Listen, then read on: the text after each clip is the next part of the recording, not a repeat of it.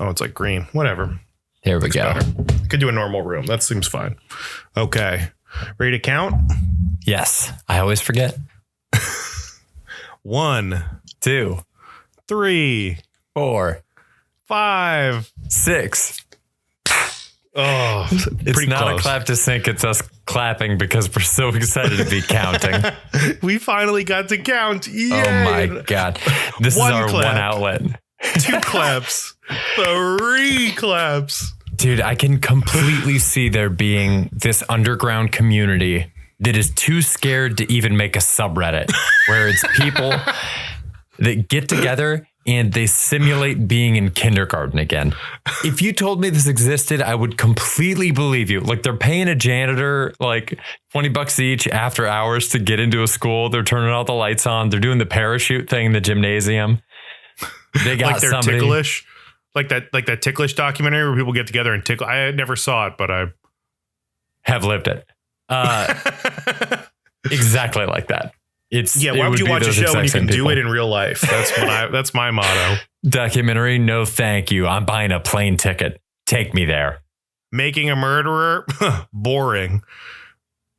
Becoming a murderer, easy. That's that kind of devil may care attitude. When we were in San Francisco one time, we were looking for something to do, and DeCaro went on Yelp and searched party and filtered it to $1 sign. I mean, that's a good idea.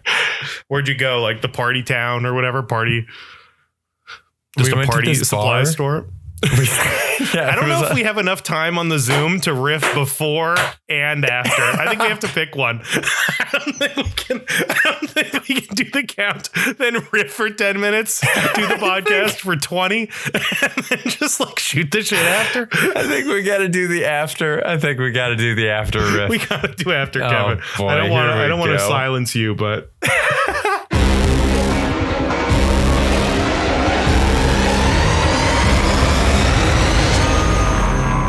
What I'm saying is we need to start where it's interesting. And when I'm talking about starting where it's interesting, I'm talking about how The Gray Man on Netflix had the most pointless opening scene I have ever seen in a movie. It opens up, we get exposition that we don't care about yet that could have been handled with a line of dialogue later in the movie. But instead we open on 3 minutes of Billy Bob Thornton and Ryan Gosling, who are 2 extremely charismatic actors sharing no chemistry whatsoever before we cut to, I think, Palau with a really exciting New Year's festival in what probably would have been a much better intro to the movie. Ladies and gentlemen, welcome to Nerdy for 30 podcast, where we talk about nerdiest things for 30-ish minutes. I'm joined as always by comedian Tim Keck. My name is Kevin Bauer, and today we're talking about The Gray Man on Netflix. I loved it. I had a great time. Oh my God. I thought it was fun. It was a good Netflix. It was a top tier Netflix movie. It was up there with like Extraction and what was the one Charlize Theron did? The Old Guard. The Old Guard, where I was worried about. I watched this movie right when it came out, and I had to like watch it again today just to remind myself what happened in it.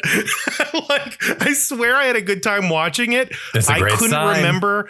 I couldn't remember a single thing from this. And if you asked me to describe The Old Guard to you, couldn't do it. Extraction's easy. Chris Hemsworth's getting somebody out of somewhere. But I'm telling you, the second I watched this movie, I had a good time. And then the second I was done, I was fucking done. It was gone. It was out. I never thought we'd talk about it again. And then we decided to do this podcast, and it was like, okay, I guess I have to remember this thing. It just seems like it just slots right into that forgettable tier of fun action movie, Kevin. You disagree. You want more. I can tell you want more. I don't know that I want more of this. This was not for me. The Gray Man was absolutely not for me. I think the best way to sum it up was I watched it, and then Lauren came home, and I was like, I watched The Gray Man. It was terrible. I described how bad it was to her. She then put on the movie, and about 25 minutes into her watching the movie, I came back in to check to see how she was liking it, because I was shocked that she hadn't turned it off yet. And she said that there's just a lot happening, but I don't know what's happening. And it's exactly right. If you look at the screen, clearly something's happening. People are moving, bullets are being exchanged, but I couldn't for the life of me tell you why they were doing it or what they were doing. I think this is my review of this movie, and it perfectly encapsulates what this movie is. I can't describe this movie better than what I'm about to say right now. On Rotten Tomatoes, this is the ideal action movie score. Tomato meter 45%, audience score 91. This is exactly what you want for this kind of movie. This is just a good bad movie. I mean, it's garbage. It is like, I was trying to make a comparison with Nope, because we just recorded our Nope podcast, and the Russo brothers are so good at what they do. They don't write, but everything else involved in the movie, they're great. They're so good at like nothing makes sense, but like all the beats are there. Like, I don't know. They're like a drummer or like a bass player, right? The song doesn't work if it's just drumming, but like it keeps moving, you know, like the tempo is there. The beats are right. They cut to Chris Evans at the right time. They cut back to what's his face, that boring guy who was like running around. Oh the my Ana de God. Armas is in one thing. Billy Bob Thornton, like the timing is right for a lot of this stuff. Like the package is perfect, but then the contents, you're just like, what is going on? Like even the opening scene, I think they like made the whole movie and they're like, we need some reason for Ryan Gosling to care about this guy, because so far we have nothing. We have no scene of them together. We don't know why Ryan Gosling is doing anything in this movie, and Ryan Gosling is not helping us out at all. I don't know what Ryan Gosling wants to do. I don't know what his motivations are. Is he a fun guy? Is he having a good time? He's just snarky and not fun. And it says he's 6 feet on Google. He's not 6 feet. This man is 5'8", 5'9" tops. This is a shrimply little man who is somehow fighting off like 5 people. Like the most unbelievable fight scene from just one of the most, like this first opening scene. You're like, they have no chemistry. I mean, how much chemistry can you have playing racquetball by yourself? It's just Billy Bob Thornton in a room doing work, throwing things that aren't even getting hit back at him. It's like the wall took a day off. That's what Ryan Gosling is. He's a bag of bricks in the corner. There's no mortar. He's bricks without mortar. That's who Ryan Gosling is. He's just a bland nobody, and it sucks. It's boring to watch. Why would they do this to us? Why did Netflix require them to get a name like Ryan Gosling? They couldn't have gotten anybody else. This is the best they could do for a new action hero. Like Liam Neeson brought back Old Men. Is Ryan Gosling like into action movie roles? It's like, cool. So now the above 60 crowd can make action movies, and Ryan Gosling's like, cool, I'll do that, but for like boring shrimpy nobodies. Like that's what he's gonna do. So now we're gonna have what, Shia LaBeouf gun-toting next. We're gonna have, I don't know, Michael Cera running around kickboxing people. Like, what precedent are we setting in our action movies that just anyone can do this? Some schlub from a cubicle can just stand up one day and become a movie star? It's a fucking joke. It's embarrassing. It's the only problem with this perfect movie. Tim, you tasteless, slack-jawed dolt. I have had it with your bad mouthing of Ryan Gosling on this show. I have had it with your bad mouthing of Ryan Gosling in my life. I will never understand how you are immune to his charms. But he wasn't that fun in this movie. I've got to admit that. You don't make this. We had the conversation at the end a couple episodes ago about how you missed, I think, the quintessential Ryan Gosling movies. This is not one of them. His character in this movie is a less fun version of his character from The Nice Guys. The entire time, you just wish you were watching The Nice Guys. I mean, you are so right about the Russo brothers being very good at what they do. I think we talked in the Nope episode about how there's only, I feel like, a handful of directors that can handle a massive, massive blockbuster movie. The Russo brothers have proved multiple times that they're more than capable of that. I can see the drumbeat analogy. I think that's really interesting. But this movie made me realize that one of their flaws is that they can't introduce characters. They can't make you care about a character that you don't already care about. If we walk back through it, right? They did Captain America, the Winter Soldier, debatably best MCU movie. Like, it's in the conversation for the best one. Captain America, Civil War, incredibly good in a lot of people's top 10s. Infinity War, again, debatably best MCU movie. Endgame, incredible that they were able to pull all that together. But for the most part, the big set piece people they were working with were already established and already in motion. If you look at the actual introductions that they handled for the MCU, if we didn't already have personal connections to Spider-Man, I don't think that would have been a rewarding thing to see thrown in at the tail end of the second act of the movie. If Black Panther wasn't the coolest looking superhero costume played by an incredible actor and accompanied by breathtakingly cool music, I don't know that we would have cared about the character as much as people do. The one that they really did do super well was Sam Wilson in Captain America, the Winter Soldier. But he's kind of a red herring because when he first shows up, the audience doesn't know he's going to be doing any superheroing. He's just an accompaniment that's like there to provide some advice to Steve Rogers. And we get a real nice slow burn with him over the course of the entire movie.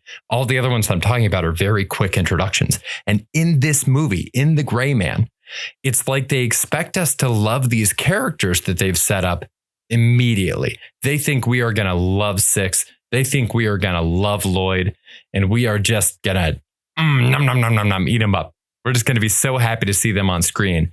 And I don't know if that's leaning on the fact that these are being played by very well-known like action franchise people right now.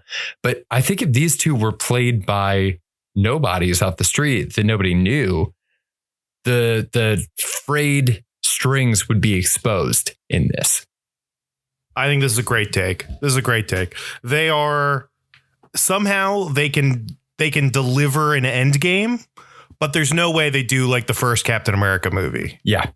Like I wouldn't want them to do that. There's not enough there. They're just there to cash in chips.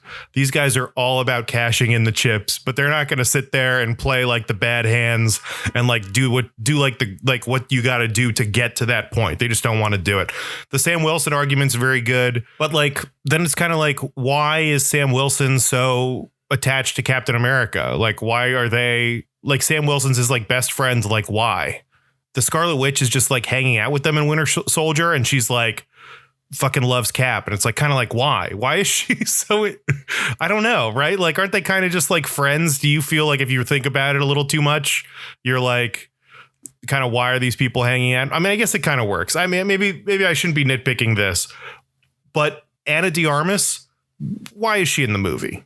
Why is she in the movie? She's the only one that I thought was doing well with the tone of this movie. Oh, I think she crushed it. I think Ana de Armas was great. Okay. But as far as like storytelling, I'm like, why does she have a relationship with Ryan Gosling? She's just like Ryan Gosling's handler, but she has this kind of story where she's also rebelling. Like she's rebelling in the same way that Gosling is. But it just feels like she's like a sidekick tag along. And I'm kind of like, what is it going on between them that causes this thing? Well, I'll tell you exactly why. It's because this is the start of a Netflix cinematic universe. That is not speculation, that is confirmed. I think there's currently 2 Gray Man universe spinoffs that have already been greenlit. And I think I would need to double check this, but I think one of them. What universe? They didn't make shit. Dude, fucking exactly. They didn't build anything. There was nothing to be built in this. There's an agent. There's a secret faction where people are giving number. They created the Bourne Identity. So then like, why aren't we? There's nothing here, you know, like it's. Yeah, but that's why she was in it. I think one of the projects centers around her character. And I think it's just so that she can be plugged into this larger thing. She was just plugged into this. I was like, the only reason she's here is because Ryan Gosling's fighting on a train and they need somebody to drive the car he jumps onto. Like, that's why she is in the movie. They need somebody to trank Chris Evans when they're talking. They need a way out of this scene because Chris Evans basically has him. How do we get away with this? She tranks him. He gets away. She's just like a weird, like out for all of this. You know, it's very weird. Just like to continue the pattern of like underutilized female actors. Very excited to see Jessica Henwick. But every time I see her, I'm like, I'm so excited to see you. Get ready for some useless dialogue. She is no actor has been given less to work with than Jessica Henwick. Just like monologuing about nothing from like The Defenders to Iron Fist. I don't remember what she said in Game of Thrones, but I'm pretty sure it was useless. Like she gets fucking nothing all the time. Just love her haircut. She's cool. She's trying her best. Is there a better actor that has been given less this consistently? I don't know. She's so good. When she was in the movie in the early scenes, I was like, thank fucking God she's here. The two people on screen that made sense to me and seemed like they matched the rest of the movie were her and Ana de Armas. And I will say that as the movie went on, Jessica Henwick's character got unhinged to the point where it stopped working for me. Ana de Armas was the only one that seemed consistent all the way through. But even Ana de Armas got that terrible interrogation scene. Like, that was kind of a dead. It was just kind of a dull moment in this sea of mediocrity. I think we need to center up. I think I've scattered us a lot. I think we're all over the map on this one, much like the plot of The Gray Man. So I think we need to come back and center ourselves. Okay. Do you have beefs? I'm locked and loaded with some thieves. I actually started taking notes. Let's do some thieves. I think you're a thief. These guys, the Russos, are so good. There's so many little details in this that I fucking love. And I was just like, I'm just going to rattle off some, right? Yeah, hit me. There's Chris Evans fights Ryan Gosling for the first time. Chris Evans grabs him, maces him in the face, and then pulls the gun on him. I'm like, that's so smart. That's so in character. It's so fucking cool. Why doesn't this happen all the time? They have this scene where Ryan Gosling is in a hole and it's flooding and he just swims up to the top. I'm like, how is this not in every movie? Why is this is like a trap all the time, a flooding room. And I'm like, you can't tread water for 5 minutes to get out of here. How is this like possible? Evans walks in. The guy's like, he's like, where's the hostage? The other guy's like, where's my money? Evans doesn't even respond. All he does is cap him right away. Brilliant. Loved it. Brilliant. Loved it. Ryan Gosling gets tranked by Ana de Armas and just like sits down in the car. I thought it was like such a smart move where it's like, you know, like you get tranked, people fight it. He just immediately accepted it, sat down in the car and just like let himself get rolled in because he's like, I'm fucked. I'm like, it's over already. Like the plane scene, awesome. Like the way they choreographed the plane scene. There's like so much stuff. Like they have the train fight, the crazy car train fight, and they have this whole thing. It all blows up. And then Ryan Gosling just like gets up and like calmly gets in the car. There's like all these like little moments like that Chris Evans putting on chapstick during the interrogation and doing the weird ear thing. Like there's so many moments in this. The entire airplane scene of him like reaching for a pack, the pack's gone. He reaches for the side of the plane's gone. There's like so many like little things in this. Even the way Ryan Gosling is falling out of the thing and he's going to get the parachute. We've seen this a million times. Mm-hmm. I don't think I've ever seen anybody like find a guy with a parachute, go through the parachute, tackle him and just use the emergency one. Like there's so many like I feel like really high concept, like subtle, like meaningful action movies, like Marvel caliber intricacies in this. And it's just this like they're the best drummer, man. They're just like so good at drumming and they're drumming over a bag of bricks and Ryan Gosling and just like a story that's like kind of barely held together. But like they're so good at all these like finishing touches and things. And I don't know. I love it. I love all of these things. The whole time I was like, there's so many little details that I'm just like, I'm going crazy over, you know? Man, it does feel like they're great chefs in a poorly stocked kitchen here. I think, Man, you also, two of your thieves are arguments for the presence of Ryan Gosling. Those two moments are the moment with him getting tranked and getting in the car, and the moment with him just calmly getting in the car after the whole train fight scene. Those are two situations that Ryan Gosling does really well. Like, he plays those scenes super well in any of the movies that he's in that has them. And they're both situations that, in my opinion, for my money, would make him the perfect live action Hawkeye. I'm so mad that it was Jeremy Renner. Should have been Ryan Gosling. Holy shit, Renner he would have could been do the great. same thing. Renner does the same thing. The Marvel movies do it all the time. Captain America does it all the time. One of my favorite moments in Civil War is when Captain America kisses Sharon Carter and then turns, and then the guys are just in the car like nodding at him. Like, it seems like this is like those are the things that these guys, I feel like, do so fucking well. And there were so many of them in this movie. And then just Ryan Gosling being like, hey, you want to trade? Can I have these Twizzlers or whatever? And like leaves his phone. And it's just like, I'm like, what is this? Is he sarcastic? Is he like, what is he? Does he care about anything?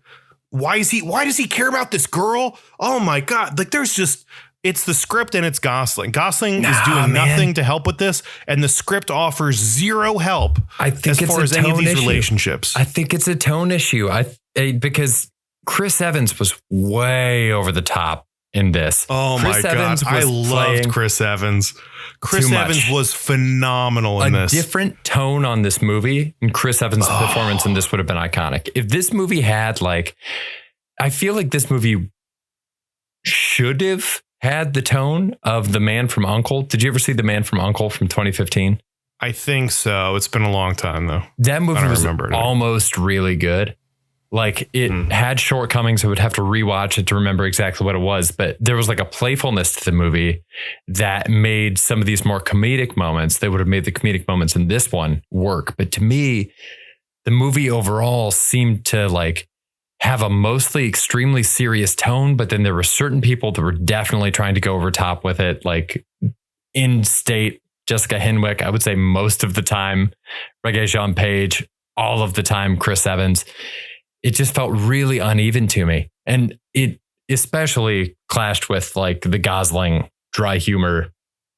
It just, I don't know. It really didn't work in this context the same way. You got to watch Nice Guys. Well, watch Nice Guys. You'll get it. I feel like you'll see that and you'll kind of understand where he flourishes. I loved Chris Evans. I feel like this is what he's doing, minor spoiler big spoiler, I guess, for Knives Out, I think these are the roles he's going to be taking is like Knives Out, The Gray Man. Like, these are the things he's got to do now to combat Captain America. Yeah. And there is something he's just a fascinating guy where I'm like, he's John Cena-esque. He's LeBron James-esque, where there's something about him that seems kind of disingenuous. There's something a little unlikable about him, but in general, he's just so charismatic and good that I like him. But it kind of works as a bad guy. But I want more of the bad guy. But I also could believe that he's a bad guy. I was thinking about. I always see clips of TikToks or whatever of Sam Wilson and Sebastian's. What's Sam Wilson's what's the actor's name? Anthony Mackie. I'm blanking on Anthony Mackie and Sebastian Stan.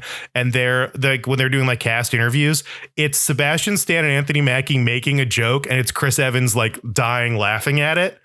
And Chris Evans never makes the joke, Yeah. He just always laughs at the other guy's joke. And I remember hearing something about when he was dating Jenny Slate and they broke up, she was describing him as he's just he's the nicest guy ever. He's primary colors. He's blue and red. And I was that's kind of insult. It's shade though. It's he's just big and kind of boring and a little one dimensional. Maybe he's not orange. He's red. He's not, mauve. He's green. He's maybe he just is what he is, but there's still something about him that's why aren't you making a joke? Why aren't you saying something? What do we don't really know what Chris Evans thinks about anything. And it's not his job to do that, right? He's an actor. He does his job and he leaves and he goes back to his mansion and he doesn't leave his house, and that's a way to do things. And maybe he's an awesome guy, but there's just but it is a component of his character where if he had, there's a part of me that's he just wore his own wardrobe for this bad guy. Like, that's how he dresses. Like, he loves dressing like that. And all he has to do is be a dick, like, instead of just being like the nice guy he is. And it's like everything works. Like, it's just, I don't know. It's funny. Him putting on the chapstick. He's just like a funny guy, you know? He's just, I love Chris Evans, but there is like something weird about him, you know? He's Captain America. He's a believable bad guy, and he's the guy who put a banana in his butt for Not Another Teen Movie. Like, all of these things can be true. Yeah. and he's a fascinating character, I think. But there's a charisma to him where when he's playing an asshole, you believe that he is a fundamentally nice person playing an asshole. I think if he didn't read Under Everything as a fundamentally kind person, he couldn't have pulled off squeaky clean Steve Rogers for 10 years. Like, there's something about him where when he's playing a jerk in Not Another Teen Movie, you feel like he's like the friendly guy on the football or the basketball team that's like doing this skit for the school play. And he's not necessarily, you know, like gonna be doing stand up, but he can carry the skit that he's doing. I think Chris Evans might be a nice guy who really likes acting and didn't necessarily mean to be extremely handsome, but has found himself in this position. He reminds me a little bit of Henry Cavill in that way. I think Henry Cavill seems like he regrets how handsome he is, because you listen to him in interviews and he wants to talk about fucking like Warhammer, and people are like, oh yes, but your pecs. And he just doesn't seem to give a shit. I think Chris Evans really, really, really wants to be like an actor, like wants to be like a Shakespearean actor. He just happens to be an action figure. Joe Manganiello or whatever. Yeah. You know, that guy's married to Sofia Vergara, and all he does is like play D&D and like make cool D&D shirts, but he's like ripped out of his mind. It's like these guys are all in a tier of like I heard Chris Evans like just loves game nights, and like he doesn't go out. He just invites all his friends over to play board games. Oh my God. Yeah, these are those guys. Chris Evans has such huge Settlers of Catan energy. And every game's a new game, man. Every game's a new game.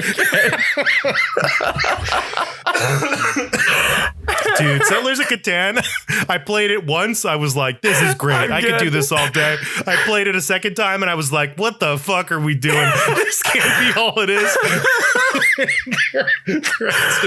Oh, fuck. There's nothing else, but every time he starts a game, Chris Evans is like, man, how is this gonna go? Oh, I can't do it, man. My friends from college loved it so much. I can't fucking do that game. Oh boy. Yeah. I think the difference with Joe Manganiello is I think Joe Manganiello gets it.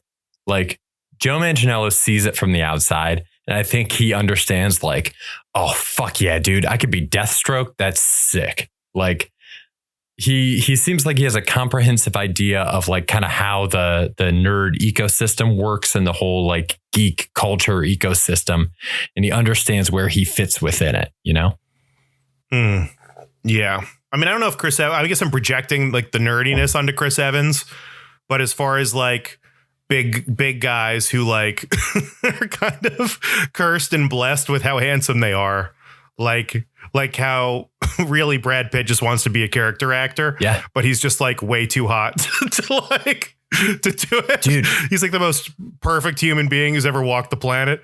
Dead on. And he's just like, I just want to do a weird role where I'm like, I don't know, in the background eating. They're like, no, dude, take your shirt off and get to the front. Brad Pitt has to watch Guy Pearce movies and just go, fuck, I was so close. Like, I feel like Brad Pitt has been standing in front of a mirror with a brick just going, fucking break the nose, Brad. You can do it. It'd probably make him more attractive. You know, it did wonders for Owen Wilson. So, I mean, this, I also want to talk about, I don't know how to say his name. Reggae John Page. No. Do you want to get out a Reggae John Page take? I mean, I think he was bad in this. I don't know anything about him. Is he the Bridgerton guy? Yeah. Yeah. That's why he was in this. Like, he's not great. I thought he was fine. I thought he was fine, but I mean, whatever. Who cares? He lost so much. I like the hit of losing the British accent. Big hit to his gravitas. And then I think the rest of it was that he went for a very like shallow level of anger. When his character was mad, he's throwing stuff, he's whacking stuff, he's shouting, he's screaming. He seems very easily rattled, which never intimidates me with the villain.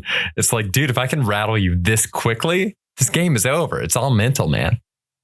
Well, see, that's why I like Chris Evans, though, is he's like, he doesn't seem rattled by everything. He's like, I got him right where I want him, whatever. He's like confident the whole time. I like that. I dig that. I agree. Reggae Jean Page, whatever. I don't know anything about him, but the way the milkshake, I think the milkshake throw is a weak character moment, but the timing of it was perfect. Timing was great. Which is, again, I'm like with the Russos, where it's like he got away, boom, the sound is perfect, the visual is great. They're just doing it. They went for the big thing. They went for the package as opposed to like the contents, which is like, you know, kind of what we've been discussing. Yeah. Sorry, but who are you going to talk about? Danush, he was like lone wolf. He's like the Indian man they send in at the end. Yeah. And I thought it was interesting. I don't know this guy. I didn't really know what this guy at all. I'm not really familiar with him, but he got the role that's this guy is famous in another country 100%. And we have to make him look good. Right. Like the John Wick fighting the guys from Korea who did like the raid and all that, and like letting them live and after killing everyone else he's come in contact with. Like the NBA player dies, but the choreographer from but the guys from these Korean films, like we bow to each other and leave. Like this guy shows up, is a badass, kicks ass, doesn't really lose. He's got that Vin Diesel rock contract. I can't lose a fight.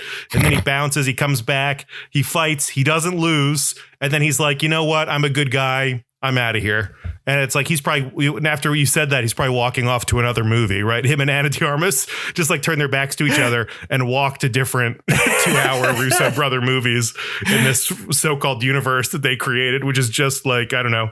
If I walked outside today and said I created this Tim Keck cinematic universe, it's nothing. It's nothing new, but. Oh my God. Ana de Armas she's walking to the airport. She's about to get on a plane to LA and somebody shows up and goes, hey, you're needed in Singapore.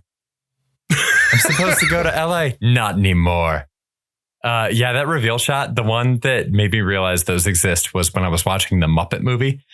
And there's the scene where they're in a bar, and I think it's like Kermit and Fozzie are lost or something. And then you hear a voice go, you fellas need some help. And there's this slow revealing pan up the bar. A hand is washing the bar. And then the camera lands on a man I have never seen before. I'm sure he's famous. I didn't bother to look up who he was. But that was the first movie where I was like, oh, that was like a pop in the theater. Oh, it's so funny. I think it's such a funny bit. I don't know. Someone has to be keeping track of these. Like, what are the best? What are the worst? There's like got to be a ranker list of like best international celebrity cameos. Oh my God. That's a category in our awards show next year. Lock it in. Yeah. It's the only one I'm positive on. I mean, he already won. He's in it. Oh my God. So I don't know, man. I dug it. I can't believe I'm a little surprised. I 100% get why you didn't like it, but I thought it was fun, man. Dude, the fight scene with like the bench was crazy. He's just handcuffed to a bench, and then they just shot so many. It's probably so expensive. Just like 20. There's this amazing moment at the end where Chris Evans goes, all teams report, and they're all dead. Yeah. And I was like, I fucking love this. This is what I'm eating here, man. I love it. That's like all I want from my content is just epic, like trope after epic trope. Just give it to me, man. Crazy. I'm realizing now that I think that's the delta, is that you are an action movie guy. I have not seen that many pure action movies. This is mirroring our conversation about Gunpowder Milkshake, where for me, I want more than these set pieces. I want to know about why these people are making these choices they're making. And instead of giving me a moment where we get to learn about this character and really get to see the mechanics of why they're making these choices, like I said, this movie just speeds ahead as though we love these characters because they're played by Chris Evans and Ryan Gosling. We are running out of time. I want to end on this. The Jason Bourne factor. You mentioned Jason Bourne. As the movie was closing, when both of them were, I mean, Lloyd looks like he's dead. They could easily bring him back to life. You know, Six has escaped. If either one of these guys showed up in a future movie in the Gray Man universe, on their reveal, I would feel nothing. There is no part of me that feels the same way I feel when I see that trailer and there's the moment where somebody goes, oh my God, it's Jason Bourne. You show me Matt Damon somewhere and you say that this is Jason Bourne, I'm like, oh shit, it is about to go down. If you show me Ryan Gosling and say Six has arrived, I feel nothing. Yeah, they really hyped up Six a lot to no avail. I mean, he's a bag of bricks with a gun. Like, whatever. What's he going to do? I mean, someone needs to pick him up and physically throw him at anyone to incapacitate them, or just listen to him talk for a while. I mean, that incapacitated me. I mean, Ryan Gosling sucks. He's bad at acting. He should not have been in this movie. He's the only reason it wasn't a 10 out of 10 stars, I think. Yeah, I don't know. Chris Evans is great. Everyone else is great. All the other acting was pretty good. Again, just another L in the Ryan Gosling argument, I think, for you. I am so mad. I'm fuming. I am absolutely fuming. He's not great. You know what is great, though? This podcast. If you enjoyed this one, like and subscribe, baby. 5 stars, 5 stars, wherever you're getting them. Wherever you're getting them. Wherever you're getting them, wherever you're getting them stars from, throw a couple our way. At least 5. Anywhere you want. Hope you like this movie, like the podcast. You know, if your friends like podcasts, send it to them. Send them one. Why not? Give it a whirl. Then you guys can both talk about how bad our takes are. Who knows? If you know Ryan Gosling, send it to him. Fuck him. Fuck you, Ryan Gosling. I don't feel that bad about him. I just wish he wouldn't, ruin. I wish I didn't have to watch him. But if he wants to go and, live a full life away from me, that's fine. Dude, I cannot wait for you to get back on this podcast and eat crow. All it's going to take is Crazy Stupid Love. You'll come back. That's it. We'll have to do it for the pod. All right. Thank you guys for listening. Stay nerdy. Bye. Bye. I don't want to watch Crazy Stupid Love. I saw the trailer and I was just like, it's just exhausting. That you watched the trailer for? I don't like getting tips on how to pick up women from like attractive guys. It's just like, oh, you can just be hot. It's where they're like, like fashion is just, a dirty shirt and some short shorts. And it's like, yeah, when you've got 6% body fat and a full head of hair, what about the schlubs? If Ryan Gosling gained 60 pounds for the role, I'd be all in on this. Check out Lars and the Real Girl. Why can't it be Steve Carell teaching Ryan Gosling how to pick up chicks? That movie I would watch. I would absolutely watch that.